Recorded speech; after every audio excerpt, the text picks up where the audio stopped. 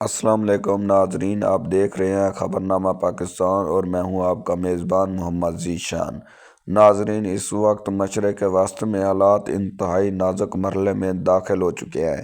اسرائیل اور ایران کے درمیان کشیدگی اپنے عروج پر ہے اور دنیا بھر کے سفارتی حلقے اور صورتحال پر گہری نظر رکھے ہوئے ہیں۔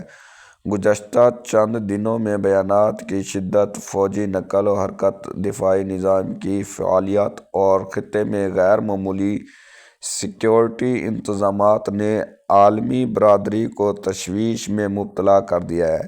موجودہ حالات کچھ اس طرح ہیں کہ اسرائیل کی جانب سے ایران کی جوہری پروگرام اور خطے میں اس کے اثر و رسوخ پر شدید تحفظات کا اظہار کیا جا رہا ہے۔ اسرائیلی قیادت برحق کہہ چکی ہے کہ وہ ایران کو کسی بھی صورت میں ایٹمی طاقت بننے کی اجازت نہیں دے گی۔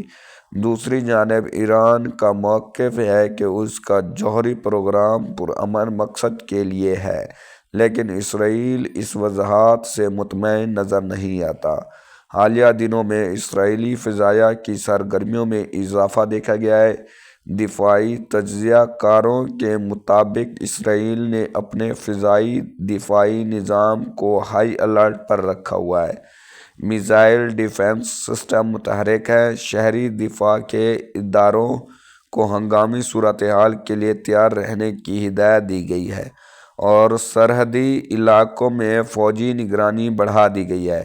دوسری طرف ایران نے بھی اپنے بیلسٹک میزائل پروگرام اور دفاعی نظام کی تیاری کا عملی مظاہرہ کیا ہے۔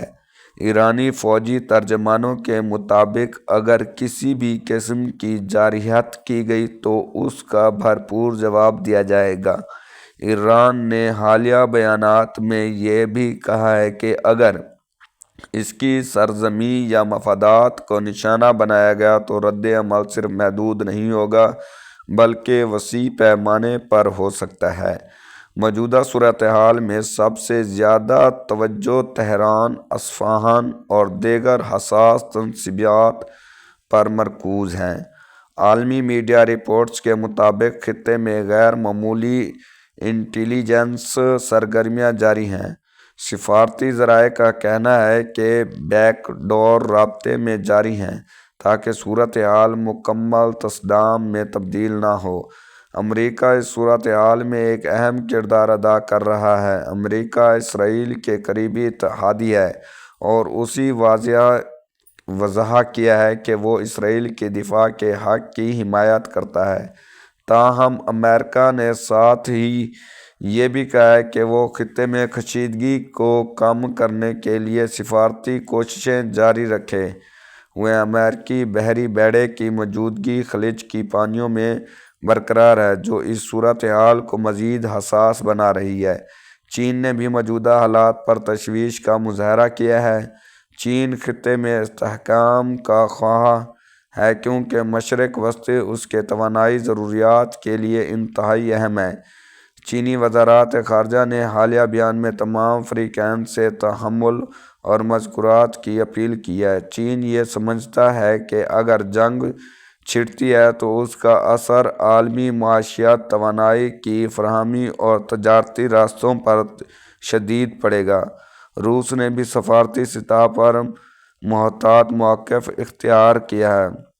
روس ایران کے ساتھ تعلقات رکھتا ہے لیکن وہ براہ راست تصادم کی حمایت نہیں کر رہا۔ روسی حکام نے بھی کشیدگی کم کرنے کی ضرورت پر زور دیا ہے۔ اگر ہم اہم اقتصادی اثرات کی بات کریں تو عالمی منڈی پہلے ہی ہے چینی کا شکار ہے۔ تیل کی قیمتوں میں اتار چڑھاؤ دیکھنے میں آ رہا ہے۔ سرمایہ کار غیر یقینی صورتحال کے باعث محتاط ہو چکے ہیں۔ اگر صورتحال مزید بگڑتی ہے تو عالمی سطح پر مہنگائی میں اضافہ ہو سکتا ہے، خاص طور پر ان ممالک میں جو توانائی درآمد کرتے ہیں۔ پاکستان کے تناظر میں دیکھا جائے تو یہ صورتحال ہمارے لیے بھی اہم ہے۔ پاکستان کے ایران کے ساتھ طویل سرحد ہے، جبکہ مشرق وسط میں لاکھوں پاکستان مقیم ہیں۔ اگر خطے میں جنگی صورتحال پیدا ہوتی ہے تو اس کے اثرات نہ صرف اقتصادی بلکہ سفارتی اور سیکیورٹی لحاظ سے بھی پاکستان تک پہنچ سکتے ہیں۔ تیل کی قیمتوں میں اضافہ، زر مبادلہ پر دباؤ اور بیرون ملک پاکستانیوں کی سلامتی جیسے مسائل سامنے آ سکتے ہیں۔ ناظرین، موجودہ حالات میں سب سے بڑا سوال یہی ہے کہ یہ کشیدگی مکمل جنگ میں تبدیل ہوگی یا سفارت کاری کامیاب ہوگی۔ تاریخ ہمیں یہ بتاتی ہے کہ اسرائیل اور ایران کے درمیان پراکسی تنازعات پہلے بھی ہوتے رہے ہیں، لیکن براہ راست تصادم سے دونوں فریق اب تک گریز کرتے آئے ہیں۔ تاہم اس بار بیانات کی شدت اور فوجی تیاریوں کی نوعیت نے خطرے کی سطح کو بڑھا دیا ہے۔ عالمی برادری اس وقت متحرک ہے۔ اقوام متحدہ کی سطح پر بھی صورتحال پر نظر رکھی جا رہی ہے۔ یورپی ممالک نے بھی تحمل کی اپیل کی ہے۔ سفارتی چینلز کھلے رکھے گئے ہیں تاکہ کسی بھی غلط فہمی یا حادثاتی جھڑپ کو وسیع جنگ میں بدلنے سے روکا جا سکے۔ یہ بھی ایک حقیقت ہے کہ جدید جنگ صرف میزائلوں اور بموں تک محدود نہیں ہوتی۔ سائبر حملے، انٹیلیجنس آپریشنز، اقتصادی پابندیاں اور معلوماتی جنگ بھی اس کا حصہ ہوتے ہیں۔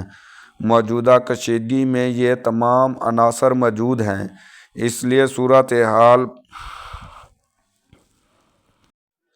بظاہر خاموش نظر آئے، تب بھی پس پردہ سرگرمیاں جاری رہ سکتے ہیں۔ ناظرین، اس وقت دنیا ایک نازک موڑ پر کھڑی ہے۔